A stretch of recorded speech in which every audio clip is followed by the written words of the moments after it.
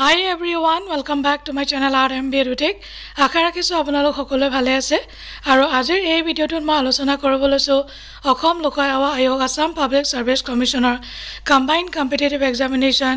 মেইনছৰ 2022ৰ cut off marks আৰু মই আপোনালোকক জনাই থওঁ তেওঁলোকে কাট অফ মাৰ্কস এতিয়ালৈকে APSCৰ সাইটত পাবলিশ কৰা নাই মই এই কাট অফ মাৰ্কস কিনি fight against injustice of APSC এই গ্ৰুপটোৰ পৰা পাইছো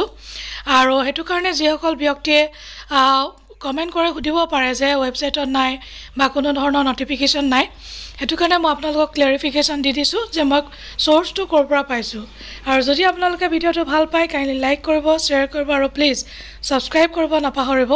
এতিয়া বেছি দেৰি নকৰি আমি কাট অফ মাৰ্কস কিনি চাই লওঁ আহক এবাৰ It is open category, male female boli kotha nai 584,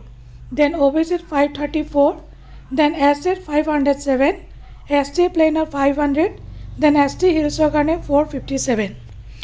Alop mane blur type hoise tothapito moi apnak marks kini koi disu 584, 534, 507, 500 aro 457.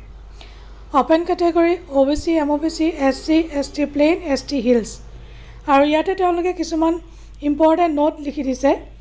candidates itu important candidates securing more marks in the combined competitive examination main is to be ranked higher and in case where the marks mentioned at 1 above are equal the candidate senior in age is to be ranked higher jar boyok besi tong besi preference to dia hobo আৰু এটা important মই কথা ইয়াত পঢ়ি দিছো Whenever two or more candidates have secured equal aggregate marks in CCE 2022 final merit,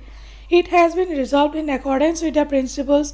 approved by the Commission. Our principles kita hoise eya. So, আপোনালোকে নিশ্চয় ভিডিওটো ভাল পাইছে আৰু যদি ভাল পাইছে